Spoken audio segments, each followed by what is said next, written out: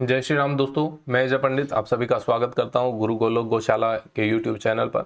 मित्रों, आज हम बात करेंगे कि हमारे डेयरी फार्म का जब निर्माण कर रहे हैं, सेट डिजाइन कर रहे हैं, पूरा कंस्ट्रक्शन कर रहे हैं, इंफ्रास्ट्रक्चर का जब निर्माण कर रहे हैं, उस कंडीशन में हमें किन किन बातों का ध्यान रखना चाहिए, क्या क्या हमारे डेयरी फार्म में होना चाहिए। प्री प्लान हो। सबसे पहली बात मैंने आपको बताई कि आप इस बिजनेस एरिया में आना चाहते हैं, बिजनेस पर्पज से अगर पशुपालन करना चाहते हैं तो उसमें आपको पहले से वेल प्लान होना पड़ेगा। आपका पूरा माइंड मैप होना चाहिए, उसके बाद पूरा प्लानिंग होना चाहिए, उसके बाद आपके साइट का चयन कैसा करना है वो भी आपको पता होना चाहिए। ये सारी चीज़ें नोन होने के बाद आप इस फील्ड में आगे बढ़ेंगे। अब बात करते हैं हम भैया कि हमारे डेयरी फार्म का निर्माण हो रहा है तो उसमें हमें किन किन बातों पर फोकस करना चाहिए। जैसे हम बात करते हैं कि आपने डेयरी फार्म का निर्माण किया तो सबसे पहले तो पशुओं के लिए शेड बनाएंगे, कोई उसमें दिक्कत वाली बात नहीं है। पशुओं के लिए शेड बनाया जा रहा है, ठीक है।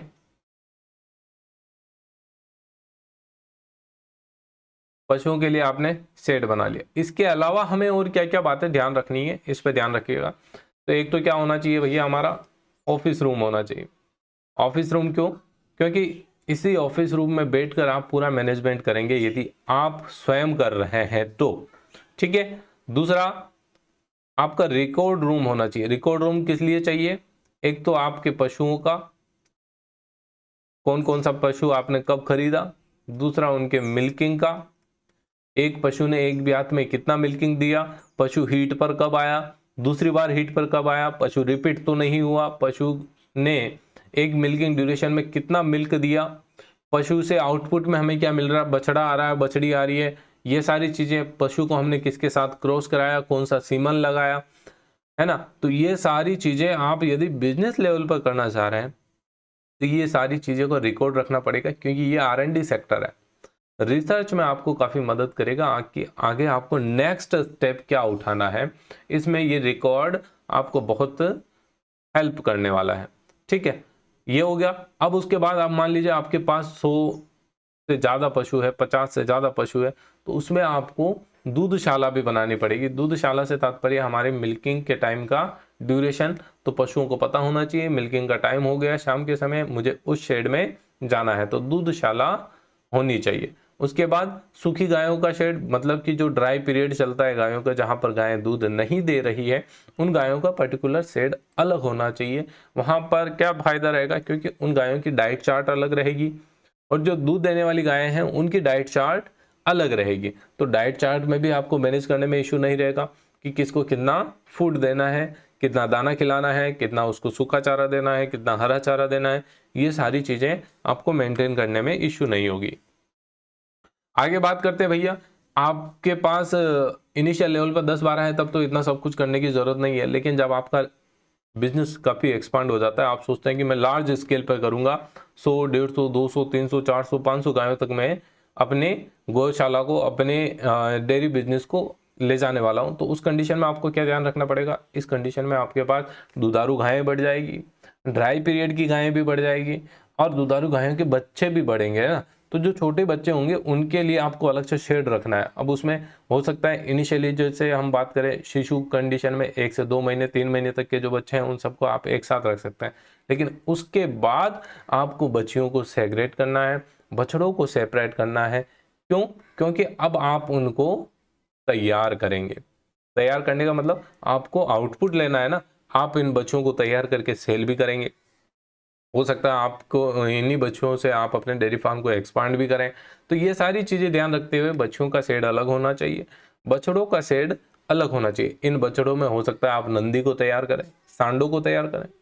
तो सांडों को तैयार करने से क्या होगा कि आपकी इन ब्रीडिंग नहीं होगी। ये भी ध्यान रखना, ये ब्रीडिंग का भी बहुत बड़ा इशू है, कभी नेक्स्ट लेक्चर में हम बात करेंगे। तो बछड़ों का शेड अलग होना चाहिए, ये अलग से हो गया। उसके बाद हम बात करें हमारा जो सांड है, ब्रीडिंग में हम जिसको यूज़ करते हैं, है ना, जब पशु हमारा हीट पे होता है उस समय जो सांड को यूज करते हैं, तो उसके लिए सांडों के लिए अलग शेड होना चाहिए। अब आप सांड डिपेंड करता है, आपके पास 30 से 35 पशु है, 20 से 30 पशु के आसपास है तो एक सांड सफिशिएंट है। उसी प्रकार से आप सांडों की संख्या भी घटा बढ़ा सकते हैं। तो शेड का डिजाइन भी ऐसा होना चाहिए कि केवल एक शेड के हिसाब से, एक सांड के हिसाब से नहीं होना चाहिए। वहां पर यह ध्यान रखिएगा कि आपके कि 3, 4, 5 सांड के हिसाब से आप अगर इन फ्यूचर की सोच रहे हैं तो उस प्रकार से शेड डिजाइन करें ताकि आपको कॉस्ट कम पड़े। अब मान लीजिए कोई पशु आपका जो है गाभिन अवस्था में था, ब्याने वाला है, तो उसको कोई अन्य पशु डिस्टर्ब ना करे, वो अपने एकांत में सेफ रहे, उसके लिए डिलीवरी कक्ष अलग से बनाना चाहिए। अब बात करते हैं डिलीवरी कक्ष तक की हमने चर्चा करी। दाने का कमरा, जहां पर आप पशुओं के लिए दाना तैयार करेंगे, दाना स्टोर करेंगे, वो गोदाम में कर सकते हैं। गोदाम में क्या चीजें होगी, एक तो आपका ड्राई मैटर रहेगा, मतलब कि आप सूखा चारा वगैरह जो स्टोर करेंगे इमरजेंसी के लिए, इन फ्यूचर के लिए, और उसी के साथ ये दाना पानी ये स्टोर करेंगे, तो ये गोदाम में कर सकते हैं। लेकिन दाने का कमरा जहाँ पर प्रिपेयर किया जा रहा है वहाँ होगा, वहाँ पर इक्विपमेंट भी लगे रहेंगे, जैसे चाप कटर हो गया, ये हो गया। तो ये सारी चीज़ें आप एक ही शेड में लगा सकते हैं। जितने भी यंत्र वगैरह जो रहता है वो आप लगा सकते हैं, चारा काटने का शेड लगा सकते हैं, फिर दलिया बनाने का लगा सकते हैं। तो ये सारी चीज़ें आप एक कक्ष में बनाकर जरूर रखें ताकि वहाँ पर मेंटेन रहे वो चीज़, गंदगी ना रहे, साफ सुथरा रहे। इशू जैसे हम बात करें कि गंदगी रहेगी तो खाना दाना पानी खराब हो सकता है, बैक्टीरिया फंगस वगैरह उसमें पनप सकती है, ये सारी चीज़ें ना पनपे, इसके लिए हमें उसको सेपरेट क्लीन मेंटेन करना है। क्लियर। गोदाम बनाना बहुत जरूरी है क्योंकि पशुओं के लिए सूखे चारा बहुत जरूरी है, हरा चारा भी जरूरी है। हरा चारे को आप स्टोर कर सकते हैं साइलेज बनाकर, तो उसके लिए भी आपके पास स्टोर कैपेसिटी होनी चाहिए। अब बात करते हैं, सारे पशु हो गए। अब सर आप बात करोगे कि बात कक्ष किस में चाहिए, पशुओं को भी नहलाना पड़ता है। बिल्कुल पशुओं को नहलाइए। जो दुधारू पशु है उन दुधारू पशुओं को आप 2 बार नहलाइए गर्मी के टाइम पे, ताकि उनको अच्छा कंफर्ट फील करे और उनके ऊपर कोई जीवाणु बैक्टीरिया अगर चिपका हुआ है तो वो दूर हो जाए, बीमार होने के चांसेस कम रहे। ठीक है, तो बात कक्ष होना चाहिए जहां पर मिल्किंग से पहले पशु को नहला दिया जाए, इवनिंग के टाइम पे, शाम के समय और सुबह के समय जब आप पशु को बाहर की तरफ छोड़ रहे हैं, ओपन एरिया में छोड़ रहे हैं, तो एक बार उसको नहलाकर छोड़ दें ताकि पशु अपने आप को कंफर्ट फील करे।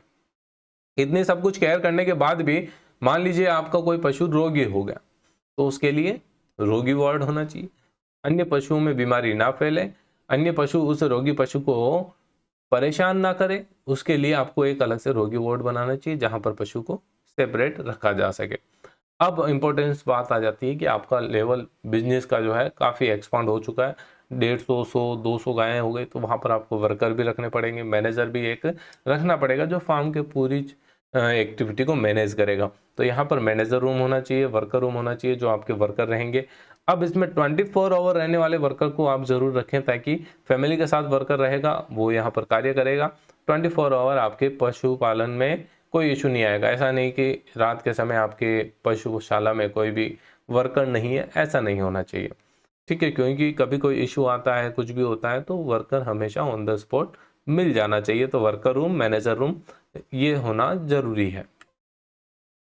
क्लियर। तो साथियों, यदि आप अपनी डेयरी फार्म का निर्माण करना चाह रहे हैं, पशुशाला का निर्माण करना चाह रहे हैं, तो ये ब्रॉड लेवल पर अगर आप इसे बनाना चाहते हैं, ये ध्यान रखना, मैं बार बार कह रहा हूँ कि जब आप इसको ब्रॉड लेवल पर करने का सोच के शुरू कर रहे हैं कि मैं इसको इन फ्यूचर में काफ़ी एक्सपांड करूँगा, परिस्थिति कंडीशन कैसी भी बने, लेकिन मैं इसको अपना एक ब्रांड वैल्यू बनाऊंगा, अपना एक खुद का छोटा सा कंपनी एस्टेब्लिश करने की सोच के आप इसको अगर करना चाह रहे हैं, तो ये सारी चीज़ें धीरे धीरे माइंड मैप में आपका क्लियर होना चाहिए। इंफ्रास्ट्रक्चर डिज़ाइन आपका क्लियर होना चाहिए, क्योंकि कोई भी डिज़ाइन ऐसा नहीं हो कि आपने बना दिया फिर उसको वापस तोड़ना पड़ रहा है, फिर वहाँ पर वापस आप नया बना रहे हो, उसमें आपको कॉस्टिंग ज़्यादा बैठेगी, आपका पैसा वहाँ पर व्यर्थ होगा। उस पैसे को वेस्ट होने से बचाने के लिए आपको पहले से प्री प्लान करके चलना है।